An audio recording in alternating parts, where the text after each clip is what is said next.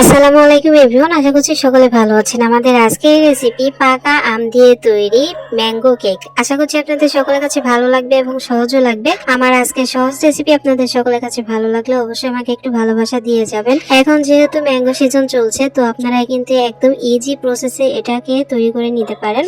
আর এরকম যদি ঘরে আপনারা কেক তৈরি করে নেন, তাহলে ছোট থেকে বড় সবাই কিন্তু খুবই পছন্দ করবে। বাচ্চাদের স্কুল টিফিনে কিন্তু দিতে পারবেন এবং সকাল বিকেলে দুর্দান্ত একটি নাস্তা কিন্তু তৈরি হয়ে যাবে। ঠিক আছে, আশা করছি আপনাদের সকলের কাছে ভালো লাগবে। তো ম্যাঙ্গো সিজন থাকতে থাকতে আপনারা তৈরি করে নিতে পারেন। তো কথা না বাড়িয়ে চলে যাচ্ছি আমাদের মূল রেসিপিতে। তো ম্যাঙ্গো কেক তৈরি করার জন্য আমি একদম পাকা বড় সাইজের একটা আম নিয়ে নিয়েছিলাম, আর আমি দুই পাশ দিয়ে একটু কেটে নিয়েছি। আর আমটা আমি এরকম ছোট ছোট কিউব করে কেটে রেখেছিলাম। এখন এটা একটু চামচ দিয়ে প্রেস করলে দেখবেন যে আমের যে পাল্পগুলো আছে সেগুলো কিন্তু সুন্দরভাবে বেরিয়ে আসছে। তো আমি আগে থেকে আমটা কেটে রেখেছিলাম। তো দেখতে পাচ্ছেন আমাদের আম থেকে সম্পূর্ণ আমের পাল্পগুলো কিন্তু বের করে নেওয়া হয়ে গেছে। আর আমার আমটা কিন্তু অনেক বেশি পাকা, তো আমি চামচ দিয়ে এরকম একটু চেপে চেপে একটু ভেঙে নিচ্ছি।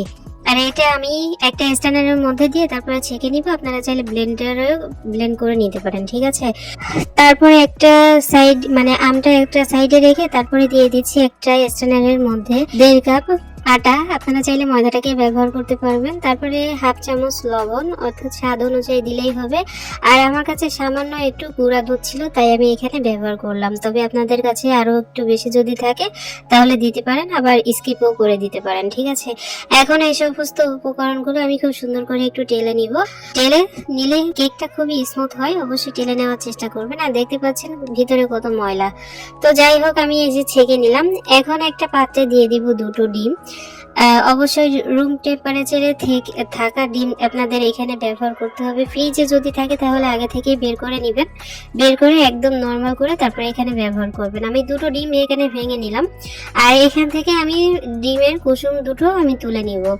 তুলে নিয়ে যে সাদা অংশটা আছে এটাকে এখন একটু ফেটিয়ে নিব।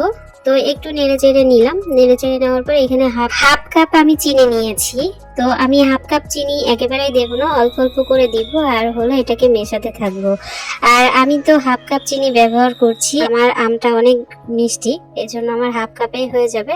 তবে আপনারা চাইলে আর একটু বেশি করেও কিন্তু বাড়িয়ে দিতে পারেন মিষ্টির পরিমাণটা, অর্থাৎ আপনাদের টেস্ট অনুযায়ী ব্যবহার করলেই কিন্তু হবে। ঠিক আছে, তো কথা বলতে বলতে অনেকটা দূর চলে এসেছি। দেখতে পাচ্ছেন আমাদের ডিমটা কিন্তু অনেক বেশি ফ্লাফি হয়ে গেছে, ডিমের যে সাদা অংশটা সেটা। আর চিনিটা আমি 2-3 বার দিয়ে তারপরে আর কি এরকম ভাবে ফেটিয়ে নিয়েছি। আশা করি আপনারা দেখে বুঝতে পারছেন যে কতটা ফ্লাফি হয়েছে। আমি তো একটা হ্যান্ড উইচ দিয়ে করলাম, আপনারা চাইলে ইলেকট্রিক বিটার দিয়েও কিন্তু বিট করে নিতে পারেন। ঠিক আছে, আমাদের চিনিটা যখন সম্পূর্ণভাবে গলে যাবে তখন দিয়ে দেব আগে থেকে ডিমের যে 2টো হলুদ অংশ আমি তুলে রেখেছিলাম, সেই 2টো এখানে দিয়ে দিব। দিয়ে একটু ঘোটাঘুটি করলেই কিন্তু হয়ে যাবে। এখানে খুব বেশি ঘোটাঘুটি না করলেও চলবে। তারপর আমি খুব সুন্দর করে খুব সুন্দর করে আর কি মিশিয়ে নিয়েছি। ঠিক আছে, অবশ্যই ভালো করে মিশিয়ে নেবেন। তারপরে এই যে ডিমের মিশ্রণটা যখন ভালো মতো হয়ে যাবে তখন আমি এখানে এই যে স্ট্যান্ডারের মধ্যে আমের যে পাল্পটা আমি বের করে রেখেছিলাম সেটাই আমি এখানে দিয়ে দিচ্ছি।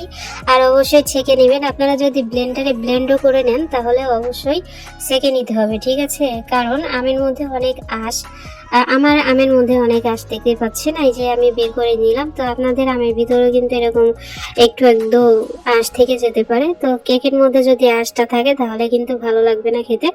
তো অবশ্যই আপনারা আমের আঁশটাকে বের করে নেওয়ার চেষ্টা করবেন। ঠিক আছে, এখন আমের পিউরিটা খুব সুন্দরভাবে বের হয়ে গেছে, দেখতে পাচ্ছেন। এখন খুব সুন্দর করে ডিমের মিশ্রণের সঙ্গে আমি একটু নাড়াচাড়া করে তারপরে খুব সুন্দর করে মিশিয়ে নিব।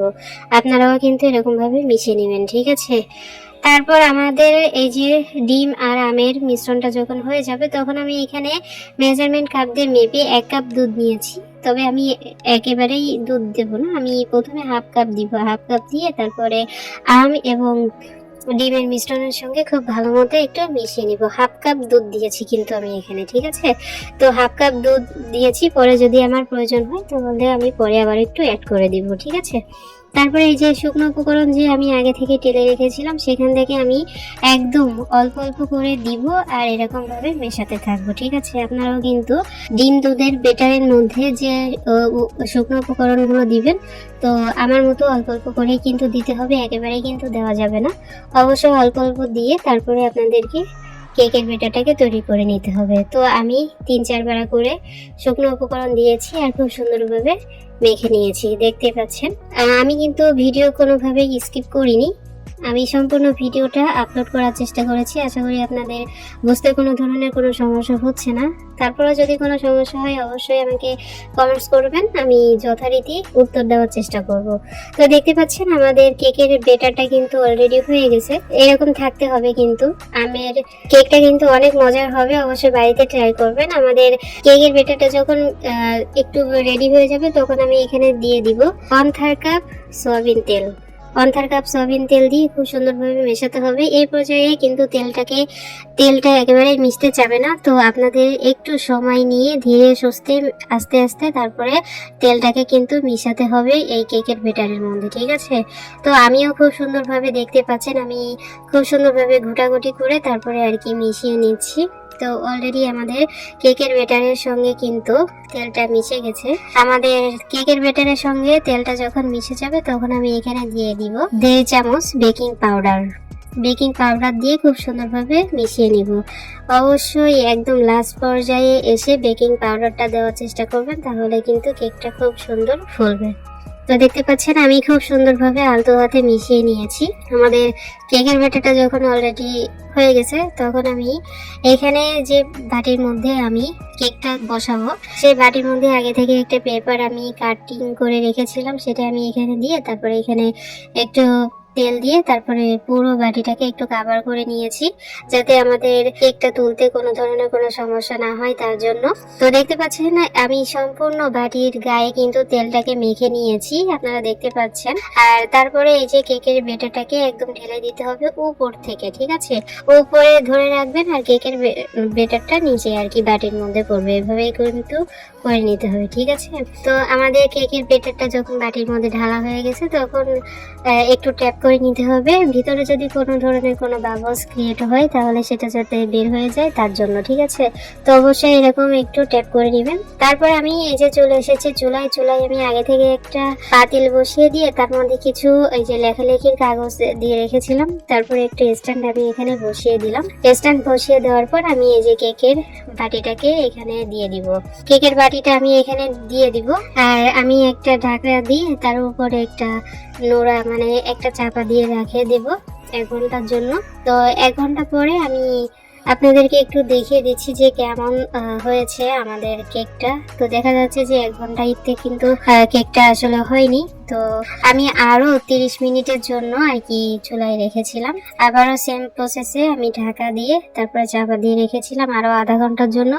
আধা ঘন্টা পরে এসে আমি আপনাদেরকে দেখিয়ে দিচ্ছি যে আমাদের কেকটা কেমন হয়েছে। একটা টুথপিকের সাহায্যে আমি দেখিয়ে দিচ্ছি। এরকম ফুটো করলে দেখা যাবে যে ভিতর থেকে কোনো কাঁচা টাচা আছে কিনা, এটা কিন্তু বোঝা যায়। আপনাদের এই যে কাঠির গায়ে যদি লেগে না আসে তখন বুঝতে হবে যে আমাদের কেকটা কিন্তু অলরেডি হয়ে গেছে। আর কিছুটা ফুলেছে, আর আমার চুলোটা একটু উঁচু নিচে, এই জন্য কোনো জায়গা থেকে একটু বেশি ফুলেছে, কোনো জায়গা থেকে একটু কম ফুলেছে। তো যাই হোক, ওটা কোনো ব্যাপার না। আমাদের কেকটা যখন হয়ে যাবে তখন এই যে পাতিলের যে ঢাকনাটা আছে সেটা একটু ফাঁকা করে রেখে তারপরে একটু নরমাল করে তারপরে আপনাদেরকে চুলো থেকে নামিয়ে নিলে দেখবেন যে কেকটা কিন্তু আর চুপসে যাচ্ছে না। আর ভিডিও করতে করতে আমার অনেক রাত হয়ে গেছিল, যার কারণে আমি রাতে আর ভিডিও করতে পারিনি। পরের দিন সকালে আমি আপনাদেরকে দেখিয়ে দিচ্ছি যে আমাদের আমের কেকটা কেমন হয়েছে। ফ্রিজে রেখেছিলাম আমাদের কেকটাকে বের করে তারপরে আপনাদেরকে একটু ডিমোল্ড করে দেখিয়ে দিচ্ছি। এই যে উপরে যে একটা কাগজ আছে কেকের নিচে যে আমি দিয়েছিলাম, এই কাগজটা তুলে নিয়ে তারপরে দেখিয়ে দিচ্ছি যে কতটা সুন্দর হয়েছে আমাদের ম্যাঙ্গো কেকটা। তো আশা করছি আপনাদের সকলের কাছে ভালো লাগছে। তো আমি যেরকম বলেছিলাম যে আমার চুলাটা একটু উঁচু নিচু হওয়ার জন্য কেকটা এক সাইড থেকে একটু বেশি ফোলা দেখা যাচ্ছে আর একটু কম দেখা যাচ্ছে, তো এটা কোনো ব্যাপার না। আমি তো চুলায় বেক করে নিলাম, আপনারা চাইলে ওভেনেও কিন্তু বেক করে নিতে পারেন। এখন আমের কেকটাকে সুন্দর এবং আকর্ষণীয় দেখার জন্য আমি এখানে আরো কিছু আমের পাল্প এখানে দিয়ে সাজিয়ে দিচ্ছি। সাজিয়ে দিলে দেখবেন যে অনেক সুন্দর দেখা যাচ্ছে। মাশাআল্লাহ, অসম্ভব মজার হয়েছিল খেতে, অবশ্যই ট্রাই করবেন। এর আগেও আমি আপনাদেরকে ভিডিও দিয়েছিলাম, আমার চ্যানেলে অলরেডি কয়েকটা ভিডিও আছে। তো আপনারা যারা এখন আমাদের ওই ভিডিওগুলো দেখে আসেননি অবশ্যই দেখে আসবেন। আপনাদের বোঝার সুবিধার্থে আমি এই ভিডিও ডেসক্রিপশন বক্সে লিংক দিয়ে রাখবো।